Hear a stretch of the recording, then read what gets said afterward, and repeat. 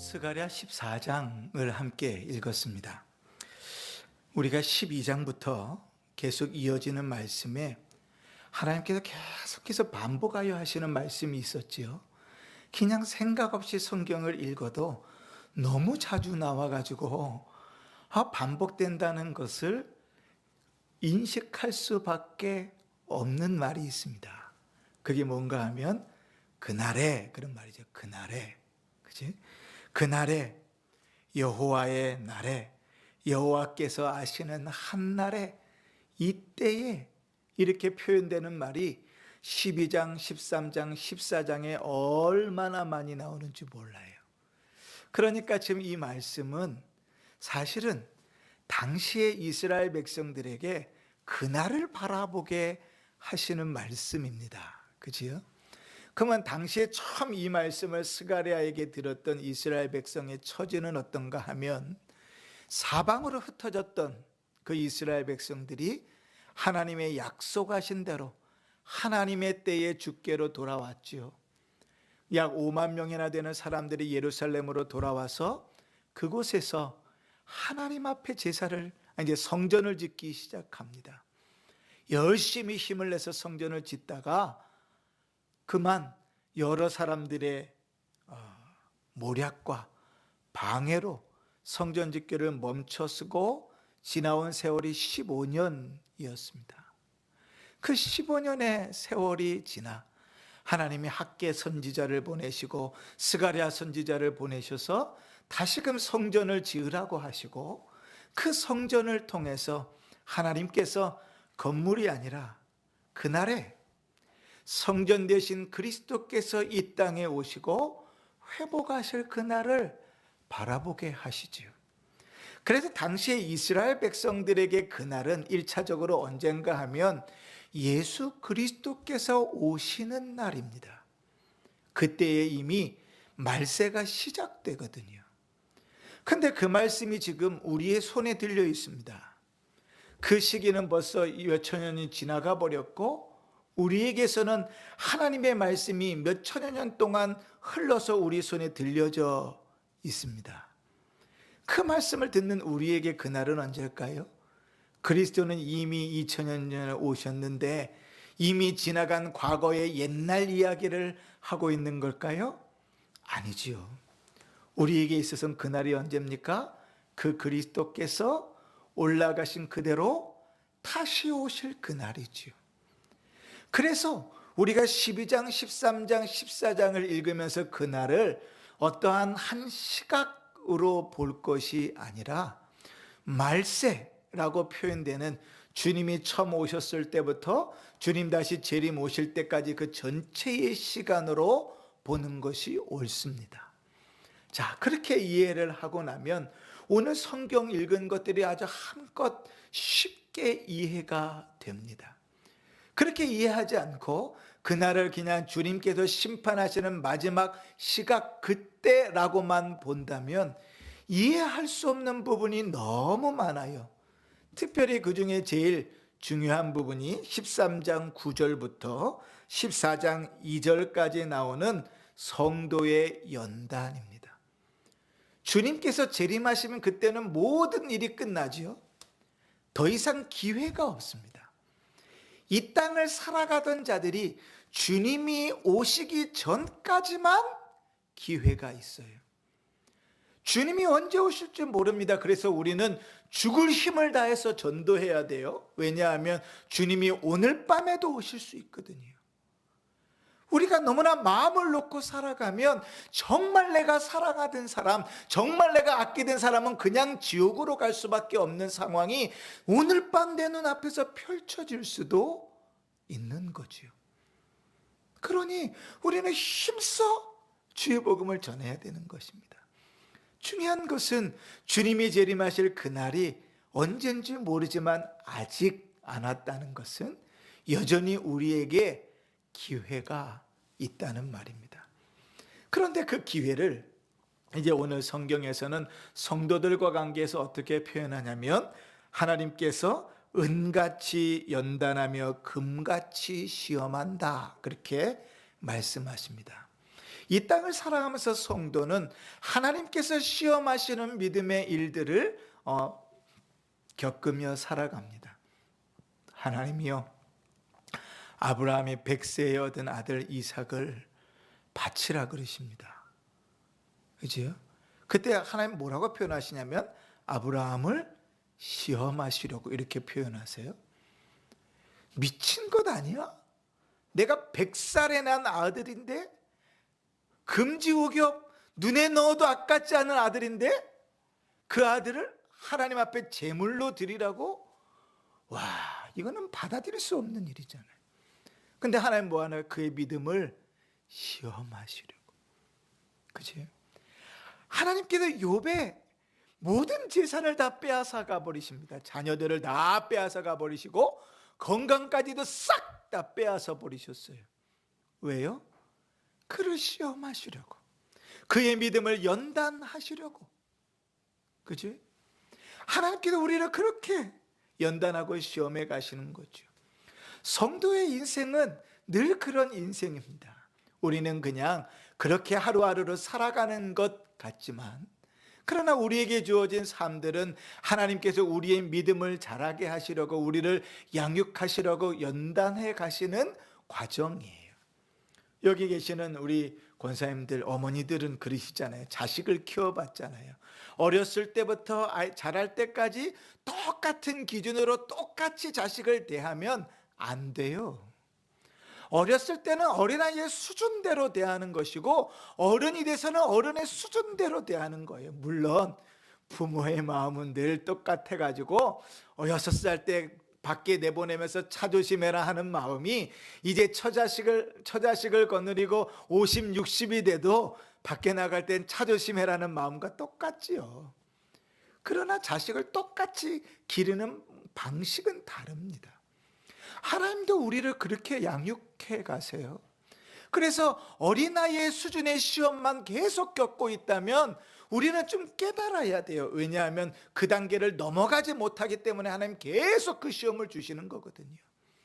넘어가면 좀 괴롭긴 해요. 왜요? 조금 더 수준 있는 시험, 연단을 하시니까요. 그러나 그렇게 우리의 믿음을 자라나게 하십니다. 언제까지요? 주님 다시 오실 때까지. 바울은 이렇게 표현했어요.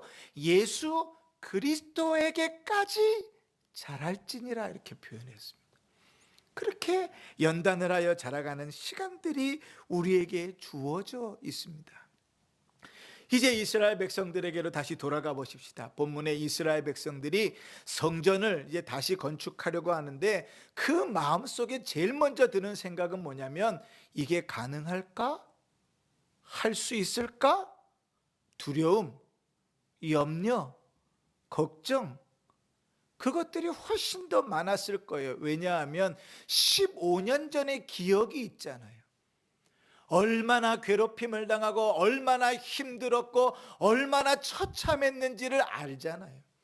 어떠한 조롱거리가 됐고 어떻게 손가락질 받았는지를 알잖아요. 내가 다시 성전을 짓기 시작하면 어떠한 일을 받을지 뻔하거든요, 불보듯. 그런 이스라엘 백성들에게 하나님께서 뭐라고 말씀하시냐면, 성도의 인생은 하나님께서 연단하시는 것 가운데 있다고 말씀하십니다. 이 말씀이 성도에게 위로가 되는 것은요, 그 말씀은 다시 말하면 하나님께서 책임지신다는 거예요. 여러분, 자전거 타보셨나요? 자전거를 처음 가르칠 때요, 어떻게 가르치냐면 앞에 딱 앉힙니다. 그리고 이제 뒤를 딱 잡아요.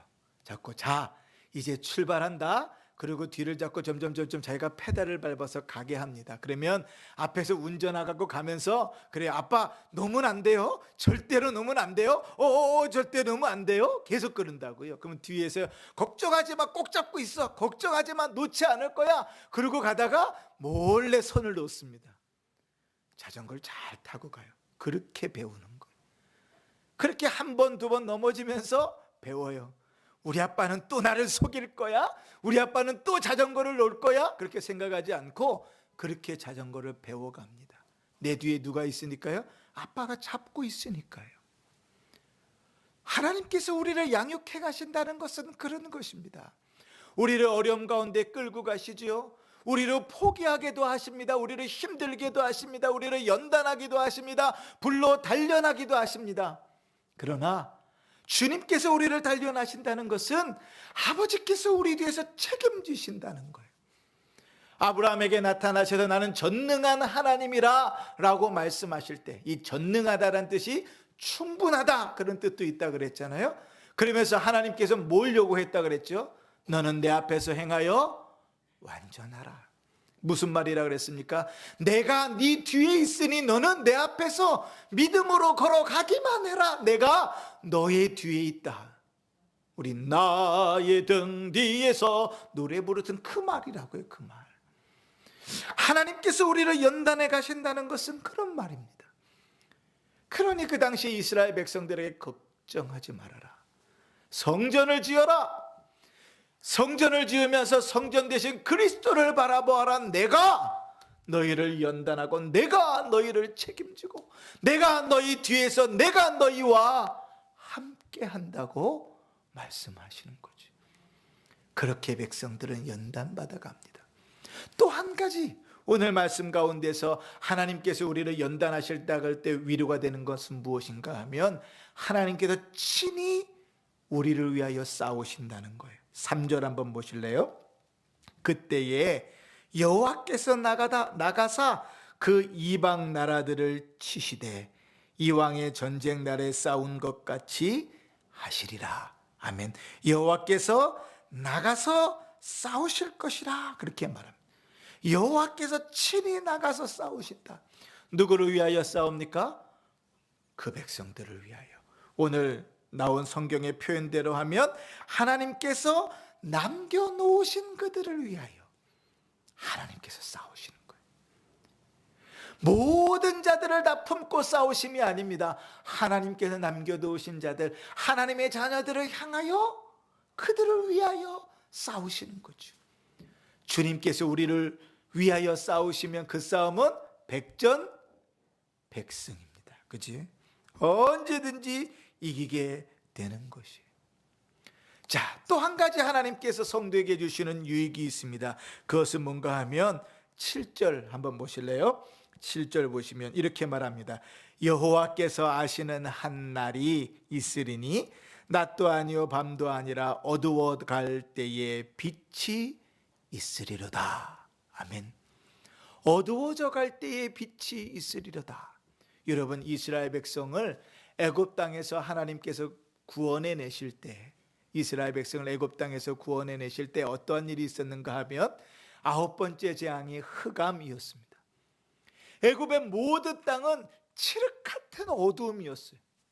그런데 어디는 이스라엘 백성들이 있는 고센 땅은 밝았다고 기록합니다. 세상은 점점 어두워져 가요. 세상은 점점 악하여져 가고 세상은 점점 심판받아 멸망받을 만해져 가요. 그런데 성도에게는 언제나 뭐가 있어요? 빛이 있어요. 빛이. 그리스도의 빛이 성도들을 비치고 그 빛을 받은 성도들이 빛을 낸다고요. 그래서 오늘 뭐라고 말해요? 어두워갈 때에 빛이 있으리로다. 또 하나 은혜는 8절에 있습니다. 그날에 생수가 예루살렘에서 솟아나서 절반은 동해로 절반은 서해로 흐를 것이라. 여름에도 겨울에도 그러하리라. 아멘. 자, 서해와 동해는 사해와 지중해입니다. 이스라엘 백성이 있으면 이스라엘 땅은요, 한쪽은 다 대륙이잖아요. 한쪽은 바다입니다. 그러니까 단순히 양쪽으로만 퍼진다는 말이 아니라 그 생수는요, 온 사방에 퍼져나간다는 거예요. 그런데 언제도요? 여름에도 겨울에도 그러하리라. 이 말은 뭡니까? 그 생수가 끊이지 않는다는 거예요. 예루살렘으로부터 나오는 그 생수가 끊이지 않는다는 거예요. 예수님은 뭐라고 표현했어요? 그 배에서 생수의 강이 흘러나리라. 끊이지 않는 생수가 흘러나올 것이라고 말하는 거예요. 성도에게는요, 그 생수가 마르지 않는 샘물처럼 있고 성도는 그 생수를 목마름 없이 먹을 것이라고 말씀하고 계시는 거지. 그러니 여러분, 우리는 지금 말세의 때를 살아가고 있지 않습니까? 이 땅에 주님께서 우리를 연단하시는 그 일들을 두려워하지 마십시오. 우리가 하나님의 연단을 받는다는 그 사실을 속상해하지 마십시오. 우리가 하나님께서 우리를 연단해 가신다는 그 사실을 불편해하지 마십시오. 세상 방식대로 살아가려고 하고 세상의 기준대로 살아가려고 하면 그 일만큼 싫은 일이 없습니다. 여러분, 성경 한번 보세요. 성경에 보면 늘 하는 얘기가 그런 거 아니에요? 하지 말아라, 하지 말아라, 이거 해라, 저거 해라 아닙니까? 그죠? 이거 하면 이거 줄게, 저거 하면 저거 줄게, 그러면 또 좋겠는데 또 단순히 그러한 공식은 아니에요. 주님은요, 절대 복종을 원하십니다. 청종, 주의 말씀을 듣고 복종하는 자에게는 하나님이 아끼지 않고 복을 내리십니다. 이번 주일에도 우리가 아브라함이 어떻게 하나님 앞에 순종했는가를 한번 살펴볼 것인데, 아브라함은 그렇게 순종했어요. 내 생각을 완전히 내려놓고 순종해 갑니다. 그런데요, 하나님이 은혜를 부어주십니다. 여러분, 한번 시험해 보십시오.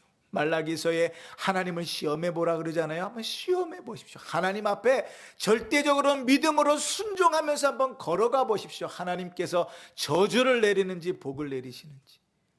근데요, 참 우리에게는 배짱이 없어요. 믿음은 없어도 배짱이라도 좀 있었으면 좋겠는데 배짱도 없어요. 무슨 배짱인가 하면, 그래? 그러면 한번 도박이라도 해볼까? 라는 심정으로 온 힘을 다해서 절대적으로 순종해보면 하나님이 어떤 분이신지 깨달을 텐데 그 정도 배짱도 없지요. 그러니 대충 양쪽 딱 걸쳐드리면서 저울질하면서 살면서 왜 하나님은 나의 고통과 고난을 돌아보지 않는지, 왜 하나님은 남들처럼 나에게 복을 주시지 않는지, 왜 하나님은 왜 남의 자녀들처럼 내 자녀를 이렇게 만들지 않는지 늘 그렇게만 기도하고 사는 거지. 근데 여러분, 하나님 앞에 올인해 보십시오. 전적으로 하나님을 신뢰하고 그 걸음을 걸어가 보십시오. 하나님께서 반드시 책임지시고 반드시 복 주시는 것을 경험하실 것입니다. 그렇지 않다면 우리가 예수를 믿을 이유가 없어요. 사랑하는 성도 여러분, 자, 여기서 우리가 한 걸음 더 나아가서 성도가 연단받는 것 가운데서 주어지는 은혜가 뭔가 하면, 성도가 그 일들을 통하여 이방인들을 향하여 복음을 전할 이유를 갖게 된다는 것입니다. 14절 한번 보실래요? 유다도 예루살렘에서 싸우리니 이때에 사방에 있는 이방 나라들의 보화 곧 금, 은과 의복이 심히 많이 모여질 것이요. 누구를 위해서 싸워요? 예루살렘을 위해서 싸워요. 누구와 싸웁니까? 이방 나라들과 싸웁니다. 그런데 16절 보세요. 예루살렘을 치러 왔던 이방 나라들 중에 남은 자가 해마다 올라와서 그 왕 만군의 여호와께 경배하며 초막절을 지킬 것이라. 누구 중에? 이방인 중에서 주께 나와 예배할 자들이 있다. 근데 여기서 재밌는 표현이 있어요. 경배하면 뭘 지켜요? 초막절을 지킨다. 여러분, 초막절은 뭐죠? 이스라엘 백성에게 초막절은 하나님께서 그 백성을 광야 40년 동안 은혜로 인도하신 것을 믿음으로 고백하도록 일주일 동안 지키는 절기가 초막절입니다. 그러니까 초막절 때는 정말 초막을 짓고요, 무교병을 먹으면서 그렇게 지키는 거예요. 그러면서 뭘 기억해요? 하나님께서 우리의 인생을 책임지시고 하나님의 은혜로 살아가는 것을 고백하는 거예요. 그런데 이스라엘 백성이 아니라 그 광야 40년과 전혀 상관없는 누가? 이방 나라들이 하나님 앞에 나와서 초막절을 지킬 것이라. 무슨 말입니까? 우리는 하나님의 은혜로 사는 것입니다. 하나님의 인도함 가운데 살았습니다. 하나님께서 우리를 붙들어 주셨습니다. 그 고백이 이방인들의 입술을 통하여 나올 것이라는 거예요. 그러니 여러분, 말세에 주님이 다시 오셔서 완전히 더 이상 기회가 없기 전까지 우리에게 주어져 있는 삶들은 은혜를 얻은 대로 그 은혜를 흘러내려 보내는 것입니다. 사랑하는 성도 여러분, 오늘 말씀 가운데서 두 가지 적용을 좀 세워볼까요? 첫 번째는 무엇인가 하면 성도가 연단의 시기 중에 있다는 것을 꼭 기억하십시다.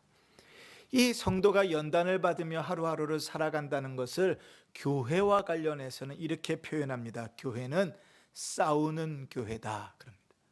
싸우는 교회라는 건 뭐예요? 사단과 늘 전쟁 가운데 있다는 거예요.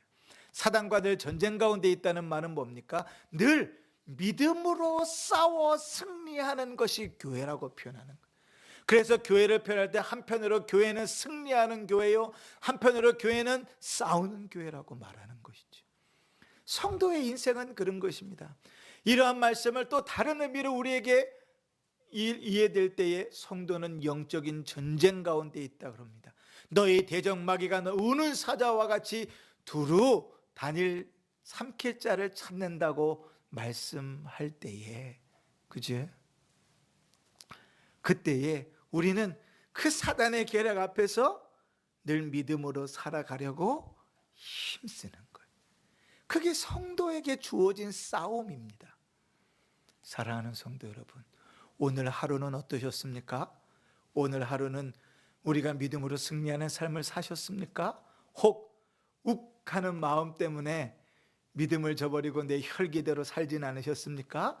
내 위기를 모면하고자, 내 자존심을 좀 지켜보고자 거짓말을 해서 하나님의 영광을 가리진 않았습니까? 혹 나의 마음이 미워하는 마음 때문에 살인을 하지는 않았습니까? 믿음으로 살아가 승리해야 될 그 싸움들 중에서 사단이 흔들어 놓는 그 많은 일들 중에 혹 쓰러지고 넘어지지는 않으셨습니까? 여러분, 우리는 늘 기억해야 돼요. 우리는 하나님의 믿음의 연단 가운데 있는 자들이다. 우리는 영적인 전쟁 가운데 살아가는 자다. 그 전쟁터에서 살아가는 자다. 그렇게 기억하시면서 하루하루를 사실은 긴장하고 사셔야 돼요. 우리는요, 영적인 전쟁 가운데 사는 자들입니다. 사실 조금만 마음을 놓으면 사단은 그 틈을 비집고 들어와 가지고 우리를 흔들어 놓아요. 희한하죠. 기가 막히게 우리의 약점을 정확하게 알고 있습니다.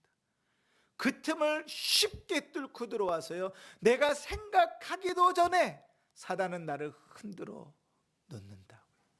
그러니 여러분, 우리가 꼭 기억하고 살아야 되지 않겠습니까?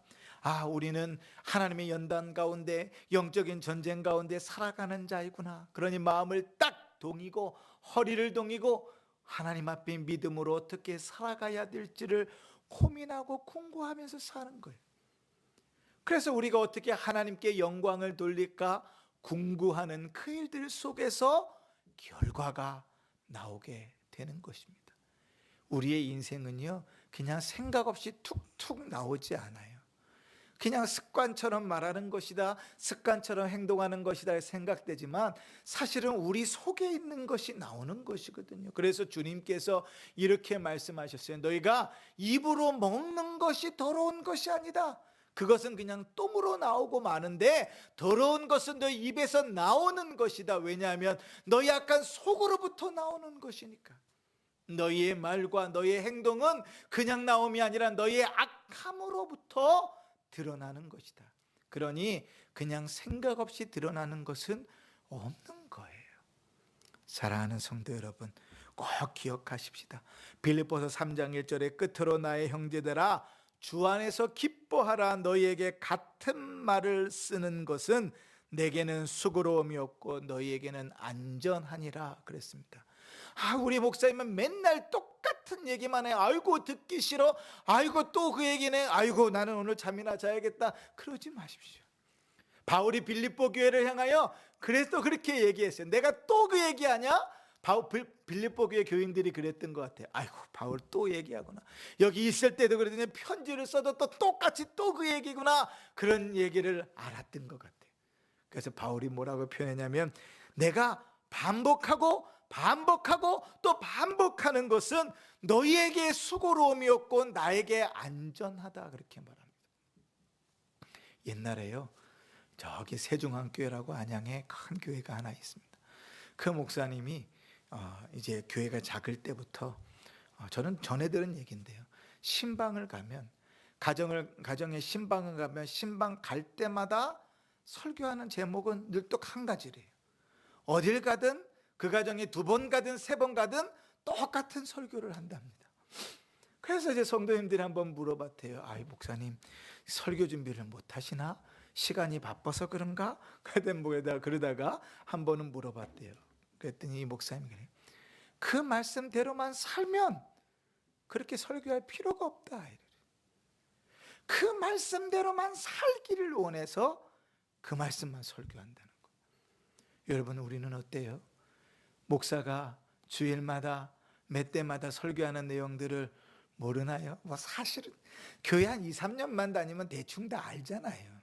그죠? 설교 제목만 보고 본문만 봐도 무슨 설교할지 뻔히 알죠.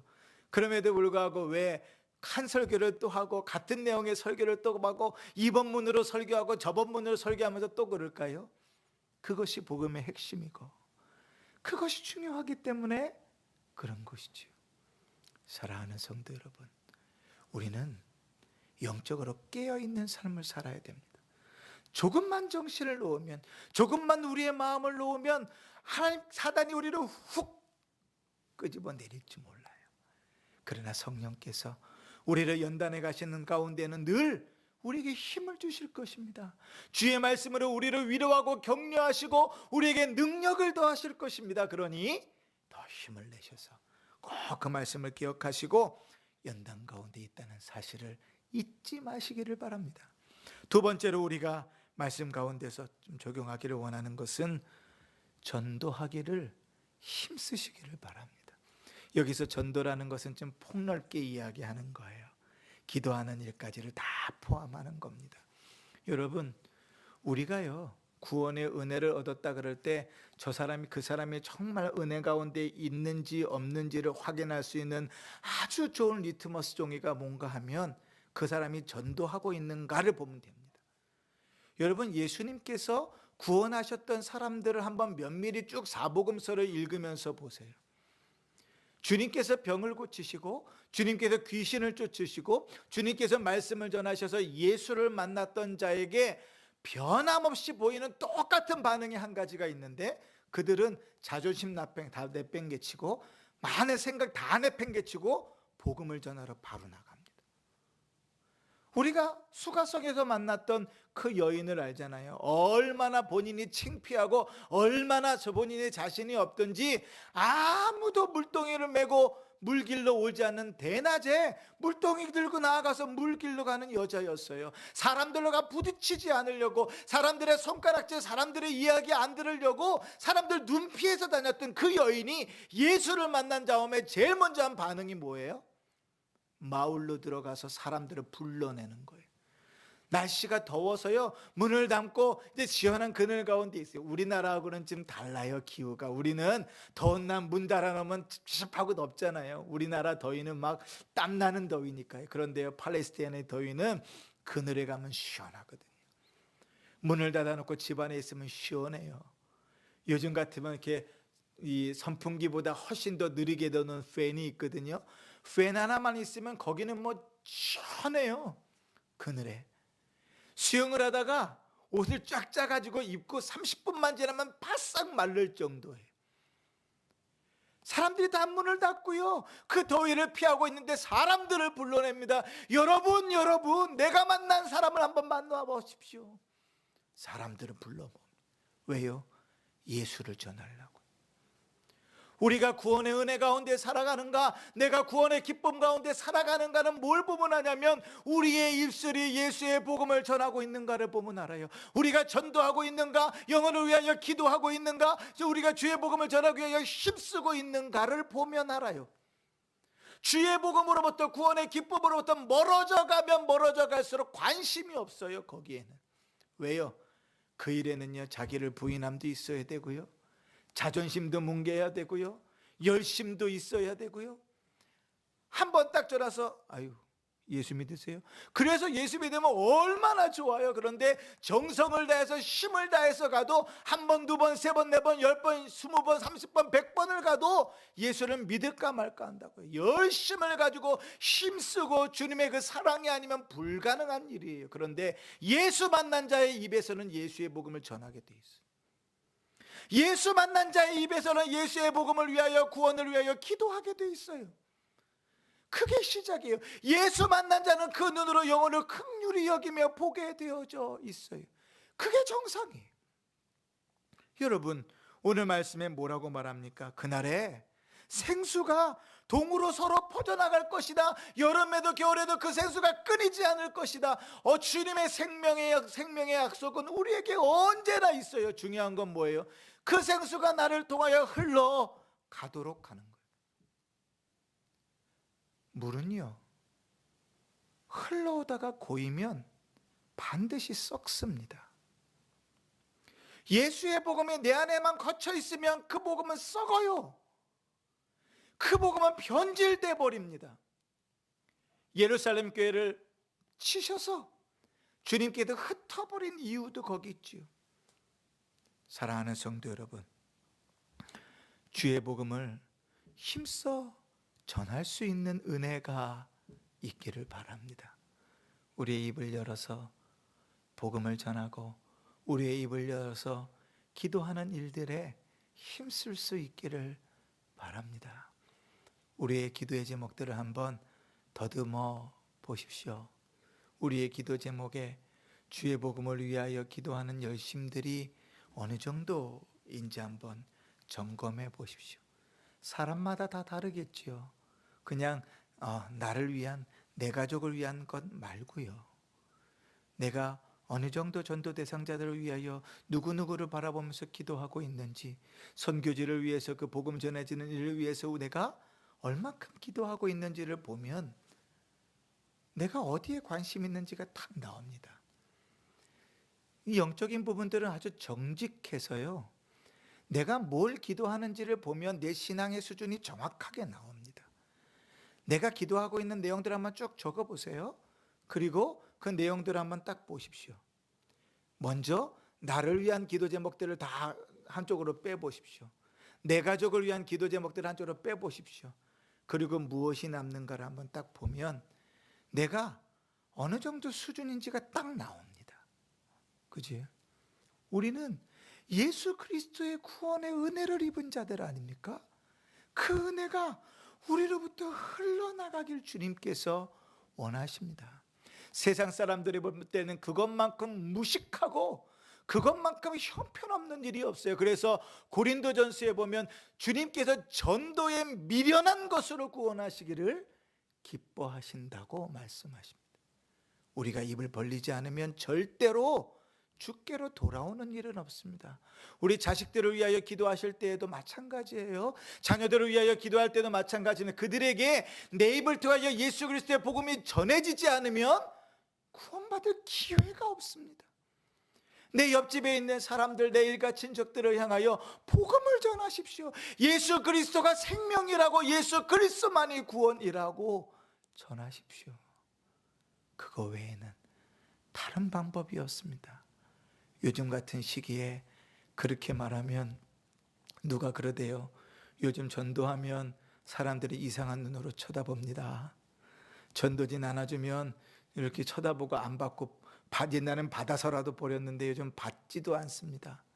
교회에 그러면 콧방귀도 끼지 않아요. 그래도 전도해야 됩니다. 왜요? 하나님이 하시는 방법이에요. 하나님이 쓰시는 방법이니까요. 주님의 생수가 끊이지 않는 한 우리의 입술을 통하여 주의 복음을 전하는 일들은 더욱 힘써져야 될 것입니다.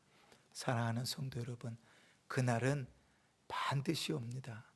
하나님께서 12장, 13장, 14장 스가랴의 마지막을 그날 여호와께서 아시는 한날, 그날을 계속해서 강조하시며 말씀하십니다. 혹시 주님께서 재림하시는 날이 오지 않으실 것이라고 굳게 믿고 오늘 하루를 살고 계십니까? 주의 말씀 가운데서 우리의 마음을 깨부술 수 있기를 바랍니다. 주님은 오늘 저녁에라도 오실 수 있습니다. 주님은 내일 아침에라도 오실 수 있습니다. 왜요? 주님 언제 오실지 아무도 모르거든요. 그러면 우리는 어떤 마음으로 살아야 되느냐? 오늘 저녁에라도 주님이 오신다는 마음으로 살아야 됩니다. 근데 희한하죠. 그 절박함은 이단들에게는 넘쳐나는데요, 진리를 들고 있는 예수 그리스도의 자녀들에게는 그런 마음을 찾기가 너무나 힘든 것이 참 속상한 일입니다. 그지요? 주께서 계속해서 그날은 온다 말씀하시고 계시니 그 말씀 앞에 그날을 고대하며 우리에게 주어진 삶을 살아갈 수 있기를 주의 이름으로 축원합니다. 아멘.